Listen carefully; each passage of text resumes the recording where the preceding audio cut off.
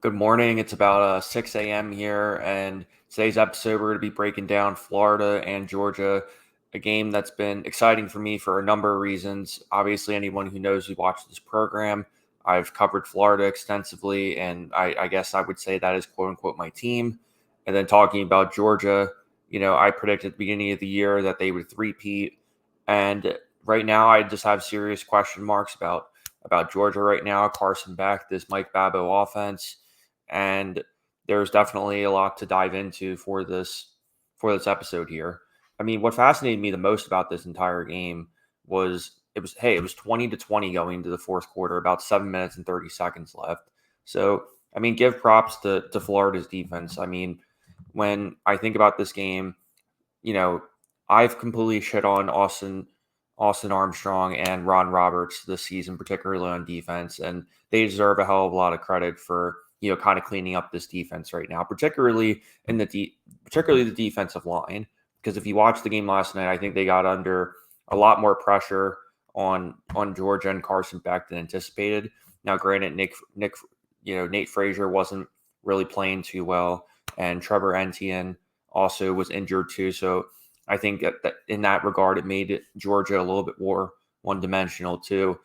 But right now, Florida they're in a good spot, but they're in a shitty spot too. Because in one regard, yes, Graham Mertz out for the year. DJ Lagway hurt his hamstring, and you essentially had to throw Aiden Warren into the fire, who transferred from Yale and didn't even play last year. So for him to kind of come into that moment, and yes, did he play very well? Absolutely not. But what do you expect from a walk on to some degree? I mean, yes, he also did lead some drives here and there. He did get some help from Montrell Johnson and Jalen Bowe, who, by the way, is super electric and exciting to watch. That's the one thing I think Florida definitely doesn't deserve enough credit for. Is if you look back in Billy Napier's tenure, he's always done a really good job at being able to recruit running backs too. And quarterback, obviously, I mean, you have Graham Mertz and you have Lagway, and there's definitely been some serious questions in terms of whether or not he gets another year. But looking at Florida long term, I guess the conversation we go into now is does it make sense to keep Billy Napier for another year? And then two, what do you expect from Florida for these next couple games? Now, for these next couple games, you have Texas next week, and it's definitely has not been announced yet in terms of whether Lagway is going to play. That's probably be one of those things that's probably for the last moment, because they obviously want Texas to prepare for Warner and Lagway. And then you go to you go you go to Ole Miss, you go to LSU, Ole Miss, and then the traditional end of the year Florida State game. Now, if you're Florida, obviously, other than the Florida State game, you are probably a dog for those games. But you, the same time, I said this even before the season, started. If they won 5 games and were reasonably close and a handful of them, then it probably does make sense just to keep Billy for another year. Now, granted, I think a lot of people, were kind of jumping on the Billy train to be fired and everything, and of course, I was definitely pretty pissed off after the Texas A&M game too, to watch Marcel Reed and all those guys pretty much just completely just dominate the trenches, especially when you play in a conference like the SEC. Yes, it's definitely it definitely gets a little frustrating to watch, but I think this week, outside of the UCF game, and perhaps even argue the Mississippi State game, is probably one of the best games that I've seen all year from these guys. And what's obvious to me from watching this game is they haven't quit on Billy Napier. They, I think they cleaned up some of the discipline issues too. But at the same time too, when you don't have Eugene Wilson, when you don't have James Marshall, and otherwise a pretty banged up team, you know, it definitely speaks to the volumes of the coaching that we've seen, that that not quit attitude. And you know also Georgia's one of the best teams in the entire country. I mean, we saw them versus Texas when they completely shut down Quinn Ewers in that passing game too. So for Florida to come in this really hostile moment with, pretty much almost having nothing to lose in this game. And for them to only lose by 2 possessions, and particularly only those plays only really being in the, latter half of the fourth quarter. I mean, I I'm I gotta say I'm pretty excited to watch Florida Texas next week, and even if that ends up being the legitimate ass whooping that I guess we all expect. I mean, just props all around. But when you look at Florida right now, what's kind of screwing up this whole thing is the reality is that, Billy Napier at the moment, their 2025 class is ranked 50th. And the issue that they're going to have is, okay, well, nobody's gonna commit to the school when everybody thinks that Billy Napier is on the ropes. And that's reasonable too. And on top of that, you have a really nasty buyout that you have to go under. And then, because you have to think to yourself, if you're Florida, to me, the only justifiable reason you would get rid of them is if you were going after Lane Kiffin and Kirk Cignetti.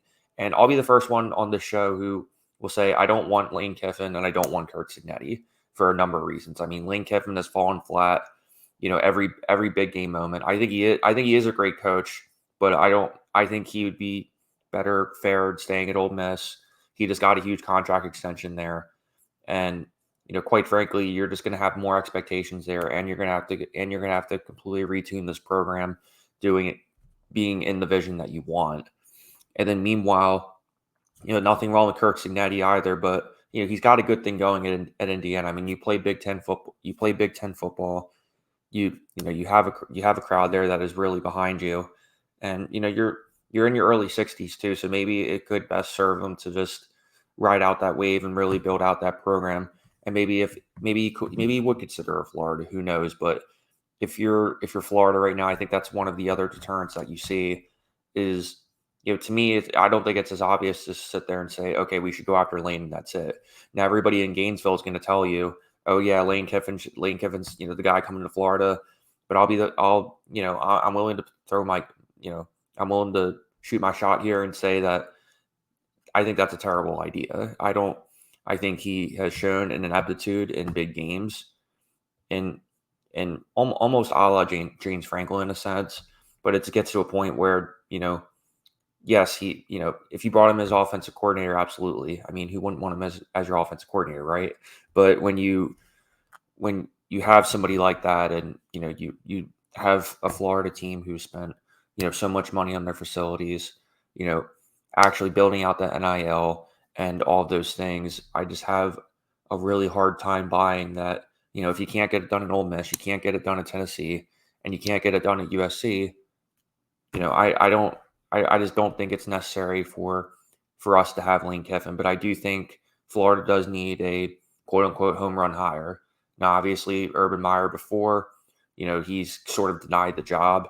But if maybe if you did bring in Urban Meyer for a year, or maybe you have him as a sort of a consultant for Billy Napier, someone he can kind of confide in and go to, and talk about the X's and O's. And granted too, he works at Fox News, he works at Fox Sports now, and how involved he is in the every day. I'm sure he still knows a lot. He still follows the game extensively, but that's I think that's the main problem that you have with Florida right now is there's so many different directions you can go that yes, you do need that big home run hire that they haven't done in the past couple of head coaching cycles, but also outside of Lane and Kirk Cignetti, there aren't too many obvious options now.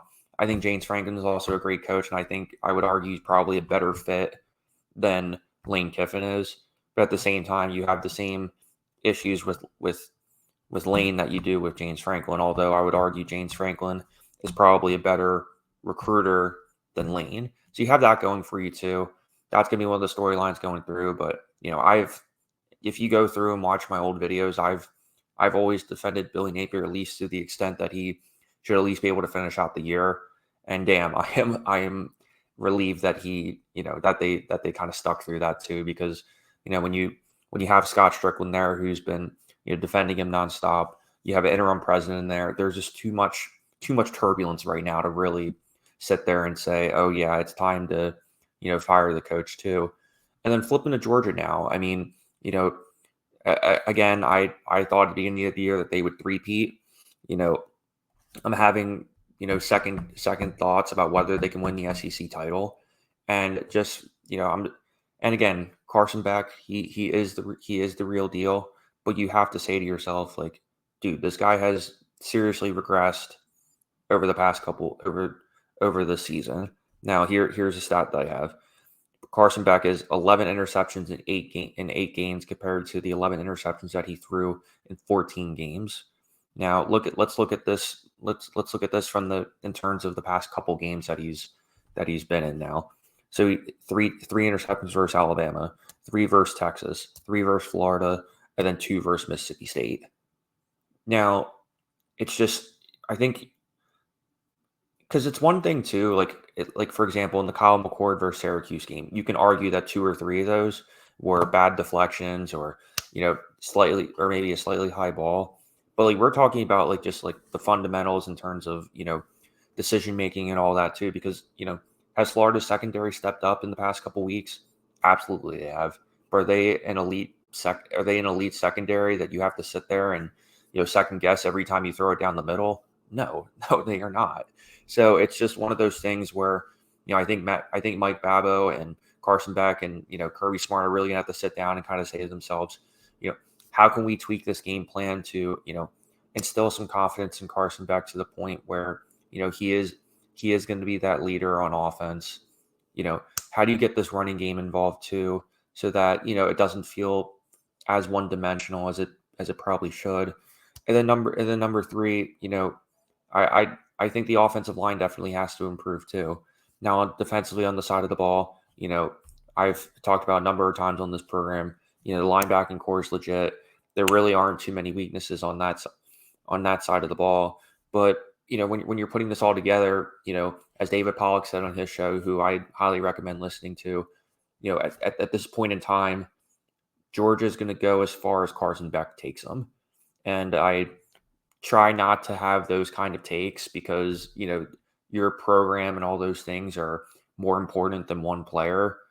But if you look at the past couple Georgia games, I mean, that is in essence what's been kind of their downfall right now is the mental errors, the lack of attention to detail, and just some of the discipline stuff, some of the basic stuff that we are not accustomed to seeing from a Kirby Smart team. And Mike Babbo is a well experienced offensive coordinator.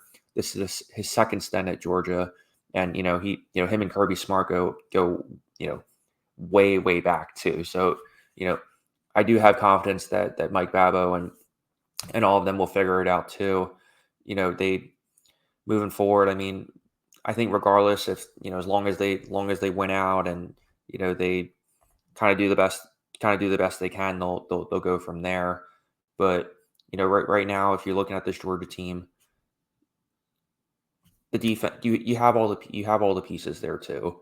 But it's how do you get that running game going? How can you instill some confidence in Carson Beck? And how can you put this all together in what's really going to be, one of the most important runs that they have, up to this moment too? Because I mean, I could even go back and talk about the Georgia Kentucky game, for example, of just seeing these slow starts that are slowly starting to kind of creep up on them, and quite frankly, it's going to be something that a lot of stronger teams are going to take advantage of if they don't fix it sooner than later.